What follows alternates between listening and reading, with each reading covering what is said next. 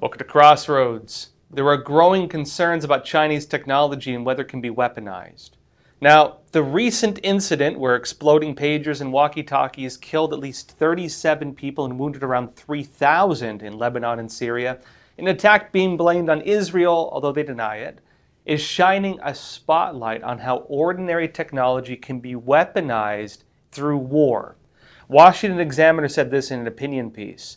It said inflicting serious damage on a terrorist organization should be celebrated, but the Israeli method, they say, has the additional benefit of being a warning that the United States should be wary of continuing to rely on Chinese supply chains for critical goods in our economy. Much has been reported on China's efforts to secure dominance over minerals in our supply chain, but Hezbollah's plight underlies these specific risks of sabotage of technical devices. They say take the ubiquitous iPhone.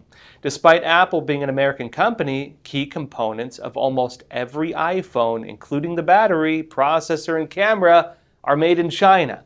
While China does not have access to Apple's source code, or at least so it is believed, the Chinese Communist Party's dominance over the country's private sector affords it great latitude of action. Briefly on that, the Chinese Communist Party actually requires many tech companies, when they go to China, to provide their source codes. I'm not clear on whether Apple has done so, but that normally is one of the things you have to do if you want to get into business in China. And so the CCP does have the source code of a lot of different systems. If you have the source code, basically you can access everything. And one of the problems you have with manufacturing any product in China, for example, batteries or processors or whatever else, is that there's software at the surface level. You turn on your phone, you see the normal functions, but there's also software at the hardware level. They call it firmware, and that you cannot access. One of the things we've seen previously with Chinese, cyber attacks and so on, is they have what are called embedded threats. They have threats at the firmware level, threats that you can't access the surface, threats that, even if you erase your phone or delete everything or whatever else or reset it, it's still there because it's beneath the surface. And so that kind of access does exist. I also talked before about, for example, video games and the problem, for example, of anti-piracy software, especially when China does it. That can grant them kernel-level access to your machine, meaning they can access the deepest level of your device you can possibly have. They can access and view everything. But back to this, it says that secretly sabotaging tens of millions of iPhone batteries so they overheat on command may seem far-fetched, but it is doable. The risk of malevolent Chinese action with these devices or other technical goods must be considered a real possibility. They say China is also a major supplier of broadcasting equipment, computers, and office machine parts. All these products are sabotage threats. Now imagine that scenario. Imagine, for example, that tomorrow there's a war with China, right? And the Chinese Communist Party, based on its own military strategies, publicly stated, launches a massive cyber attack prior to that invasion. What happens? Well, the satellites all go down. There's maybe an EMP attack, but maybe prior to that, every car battery explodes, every lithium-ion battery explodes, every single device that's not connected like that shuts down or has other issues. Imagine the disasters, the fires, for example, in South Korea, they had an incident where an electric vehicle's battery exploded in an underground garage and burned up the whole place. Imagine that happening on a large scale. Imagine the roads all congested, emergency vehicles not being able to function. Imagine even beyond that, if, for example, even beyond just vehicles exploding, if there were remote access to electric vehicles or different key components and things were remotely controlled, maybe cars accelerate and crash, maybe the steering wheel jerks, which is possible, by the way, you can do it remotely. And imagine if manufactured car accidents were to happen on a very large scale across the entire US. That is what a war would look like. Were these vulnerabilities manipulated? Now look, an attack like this, it sounds like science fiction, but it's actually not far-fetched. Vulnerabilities like these. In fact, everything I just described has been publicly demonstrated. In fact, even as far back as 2011, there was an Apple security expert, Charlie Miller, who showed how a hacker can breach a MacBook and then cause its battery to explode. Ars Technica said this is way back 2011. It says, quote, according to Miller, these controllers can be hacked in a fairly straightforward manner. By programming the microcontroller's firmware, again, the software at the chip level, a battery could report a much lower internal voltage or current, causing the charger to overcharge the battery.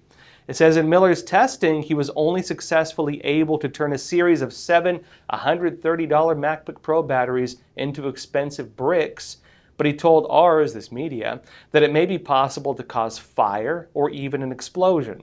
It notes that Miller also told Ars that the battery firmware hack could be used to create a sort of permanent malware infection, meaning that you can't get rid of it. It says that such malware, or at least a portion of it, could be installed in the microcontroller's flash memory, even if an infected computer's drive were replaced or the operating system reinstalled. It's possible that an exploit could allow the malware to reload from a laptop's smart battery system firmware. You can control it, in other words, regardless what you do to try to stop it. Now, of course, it's not just laptop batteries either. Attacks like what we just witnessed using pagers, this big attack we just saw take place, that could be used on other electronics, including for deadly uses. Back in October 2011, for example, a hacker demonstrated how he could kill a person by wirelessly breaching their insulin pump, if you're a diabetic, of course, and causing that insulin pump to deliver a lethal dose. More of this, in fact. In 2018, researchers at the Black Hat Security Conference, they showed how they could breach a person's pacemaker, again for their heart, and cause it to administer shocks or even just shut down. Imagine that being used, for example, for targeted, maybe assassinations or something of that sort. Now, hackers have even demonstrated how they can seize control of vehicles, including while they're driving. And they can cause the vehicle to accelerate. They can make them shut off. They can essentially control any part of the vehicle that's accessible through its electronic system, which is just about everything. In fact, Wired did a video on this way back in 2015, where one of the reporters drove a Jeep SUV that was then remotely taken over by two individuals, Charlie Miller and Chris Valesk, who were using their laptops to hack the car's system from miles away. Watch this. I'm going to act as today's crash test dummy and drive it on the highway here in St. Louis, while Charlie and Chris hijack its digital systems from Charlie's house miles away. So first we're going to turn the fan on him. Yeah, let's turn the fan on, see if he even notices. All right, something just turned on, all the fans and AC and stuff. I didn't do that. But as I drove down the interstate, things started getting unpleasant and very loud. Can't turn it down. Kill the engine. So we're killing the engine right now. It says park says actually can't accelerate. I stomped on the gas, but the Jeep slowed to a crawl. Now here's a bit more context on that test and what the car hacking code that Miller and Valasek developed can do. Now this is Wired back in 2015. It said the Jeep's strange behavior wasn't entirely unexpected. I come to St. Louis to be Miller and Valasek's digital crash test dummy, a willing subject on whom they could test the car hacking research they'd been doing over the past year. The result of their work was a hacking technique, what the security industry calls a zero-day exploit, something, in other words, that has no way of stopping, that can target Jeep Cherokees and give the attacker wireless control via the internet to any of thousands of vehicles. Their code is an automaker's nightmare. Software that lets hackers send commands to the Jeep's entertainment system, to its dashboard functions, steering, brakes, and transmission, all from a laptop that may be across the country. A demonstrated vulnerability, and keep in mind, folks, this is about 10 years ago, meaning it's probably gotten a lot more advanced. And keep in mind, too, these are just private researchers, not like a foreign intelligence agency or military. Now, look, that particular hack, that whole thing, had actually even been demonstrated a couple years prior to that during the DEF CON hacker conference back in 2010, 2011. In fact, in 2013, these hackers, so those previous ones weren't really made public, but in 2013 they did make it public. The hackers at that conference, they made the code publicly available so that anybody can launch these types of attacks. In fact, they demonstrated the attacks on several types of vehicles from several major car makers. This isn't just one car maker. And keep in mind too, this is more than a decade ago. This was before we had the type of smart cars we have now. This is before electric vehicles. This is before autonomous driving. This is much less advanced and much less technically reliant than the current cars you have on the roads. Meaning, of course, that the things you could control were you to breach them at this level has become more severe. Now, at that time, more than a decade ago, they could cause the vehicles to brake. They could take control of the steering wheels, including making the car jerk. They could cause issues with various other parts in the cars. And look, when it comes to modern day cars, again, this is becoming one of the big concerns with Chinese-made vehicles. And notably, with the recent issue of exploding pagers and these walkie-talkies, they say the pagers might have been hacked remotely. It seems the batteries exploded. The walkie-talkies might have had actual explosives in them. The pagers are the ones raising more concerns because, look, they just created a very viewable, very public scenario demonstrating how electronics can be weaponized. And in fact, now the US government is planning to push for a ban on Chinese software and hardware in vehicles based on these exact concerns. We'll be talking about this more after we go back from a quick break. Experts agree. One of the best ways to protect against financial uncertainty is to diversify your portfolio. Learn how physical gold and silver can secure your retirement funds from today's economic challenges with a gold IRA from American Hartford Gold. You can safeguard your wealth with no penalties or taxes when you transfer your current qualifying retirement accounts. Call now and our precious metals specialists will send you a free information kit, no cost or obligation. American Hartford Gold, a trusted industry leader with an A+ from the Better Business Bureau, has a 5-star rating from thousands of happy clients. Whether you are getting physical precious metals in a gold IRA or delivered to your doorstep, we offer only the highest quality gold and silver. For your peace of mind, we also offer a no-fee buyback commitment, a low price guarantee, along with free shipping and free insurance. So don't wait. Call the number on your screen today and secure your financial future.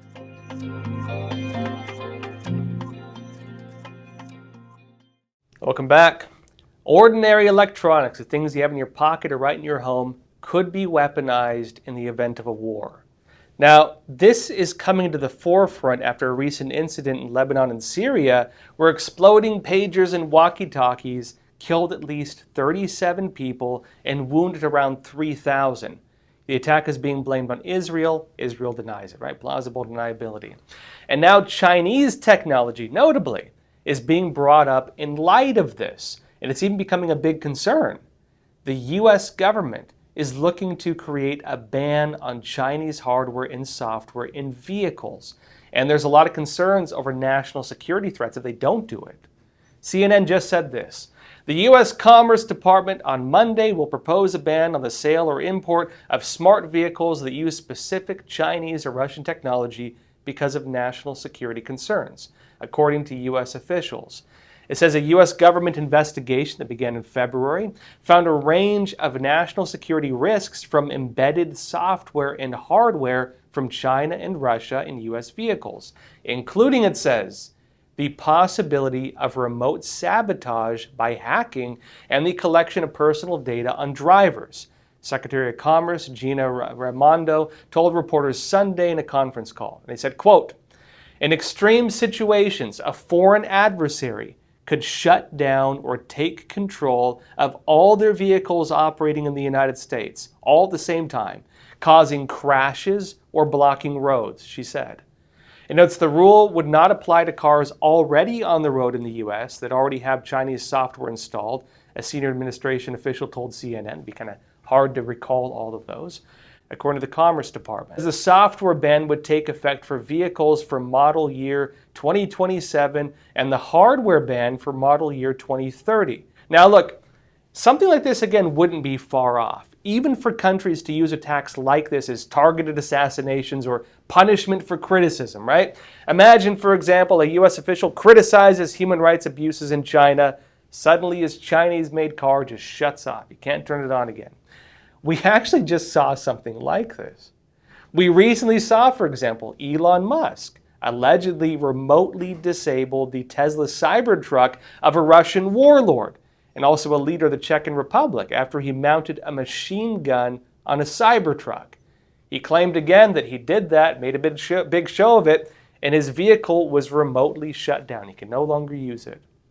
Now, look, in terms of the ban on Chinese and Russian tech in vehicles, that would also be a pretty major move, especially since the Chinese Communist Party has been aggressively trying to push its EV market.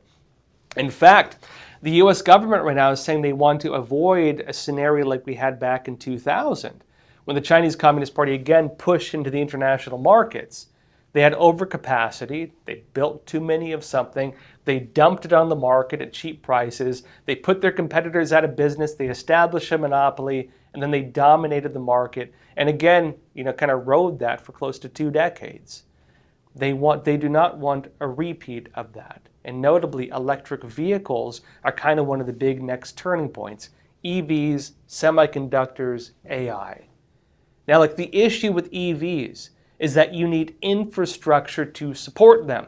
And so for the Chinese Communist Party having an issue now of overcapacity, which countries have the infrastructure that would even allow you to, feasibly drive an electric vehicle? Well, that cuts out most of the southern hemisphere, right? A lot of those countries do not have the infrastructure to support that. Pretty much, if you're going to do that, you're limited to Western Europe, the United States, maybe parts of Canada. It's not feasible in most countries. And so for that market to work, they need access to those markets. The problem the CCP has, many countries that actually have that infrastructure are currently in a trade war with the CCP. Now, look, given the current situation, legislation like this already could have gotten some strong support. But look, in light of the recent pager explosions, it's possible that that incident could also become part of the debate. We've now witnessed, and everybody now understands, that these things are possible. You can weaponize ordinary electronics. Now, look, this was actually raised during a recent interview on Fox's Sunday Morning Features with Blackwater founder Eric Prince. Watch. Now, Gordon Chang, who is an expert on China, said this to me. Remember, Israel had to infiltrate the supply chain. China doesn't have to do that because it is the beginning of the supply chain. They manufacture all of this stuff. So we're talking about pagers, walkie-talkies. Remember, also home solar systems, which means your toaster. You can do all of these devices, and it can be laced with explosives. This has raised questions about China being in control of the global supply chain and what the CCP could do with it. Yeah, it's an extreme vulnerability that we have, whether it's even the processing of rare earth minerals to the manufacture of the integrated circuits, to the guts of many of our appliances, to even pharmaceuticals. Imagine what they could do to painkillers or to basic antibiotics or to a lot of the things that are still made abroad. It speaks to having to have control or visibility, or at least friendshoring of that. And again, an intelligence community that is bold enough to try those kind of things to push back on our enemies. Now, this also raises the issue of the whole supply chain, right? How all of this could be weaponized in the event of a conflict. Now, this is actually brought to light pretty far back during the Obama administration when, again, hackers were demonstrating the capabilities of breaching different systems, shutting down cars, remotely controlling vehicles, hacking insulin pumps, killing people with their pacemakers. All these things were possible because what was happening at the time, right? People were talking about the Internet of Things. You had a popularization of the Internet that really started with the introduction of the iPhone. The Internet went from being kind of a nerd thing to being something that everybody had right in their pockets. The whole world changed suddenly. Social media started coming about. People were on it. It was a very different environment. And then you had hacker groups come out. 2010, 2011, you had groups like, for example, Anonymous, right? This anonymous hacker group. You had, for example, the Chinese Communist Party demonstrating some of the first publicly recognized cyber attacks. For example, the Aurora attack, wherein they were hacking Google. Those attacks brought government attention. They started looking at, well, how else could this be used? That started raising concerns over the supply chain. And they started looking into, well, what components do we have in our military vehicles, in our fighter jets, in the components we would need to fight a war? And if these hackers, independent kids sometimes at these conferences, are showing that they can breach these devices, they can remotely control these devices, they can shut down these devices, what happens if we went to war and, for example, our adversary, China in this case, were to have access to that through a cyber attack and could just shut down our military? Well, that became one of the big concerns. That started a whole look at the supply chain. And supply chain threats became a buzzword. It was something, of course, that they cared about in the Trump administration, something they talked about now under Biden. And now we're seeing it come to the forefront because the supply chain threats they've been talking about for a very long time are now becoming a stark reality. These threats are now right in front of us. Now, this is also in the context of CCP's cyber and spy operations. The regime was just found launching a large-scale cyber attack against the United States. We'll be talking about this more only on epochtv.com. So if you're watching on YouTube, Facebook, X, Rumble, there's a link in the description below. Click on that. You'll get access to the rest of this episode, as well as our whole library of shows and our hard-hitting documentaries and the issues that matter, like the Chinese Communist Party's 100-year plan to defeat the United States. The CCP is one of the biggest threats to America. They're using things like propaganda, video games, entertainment, movies, culture, to subvert and influence the next generation. If you'd like to find out more about the CCP's plotting against America, watch my documentary, The Final War, the 100-year plot to defeat America. You can find the link in the description below, and I'll show you all a trailer before we go exclusively to epochtv.com for the rest of this episode. I'll see you there.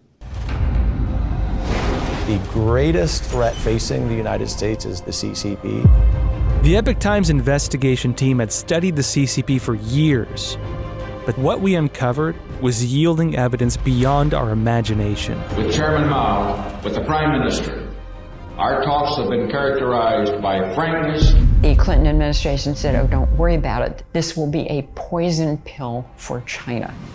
China's strategic goal is to make sure that the U.S. has 4 enemies, and one of them must be a terrorist group. We are giving of our life's blood so that the Chinese Communist Party can survive and thrive.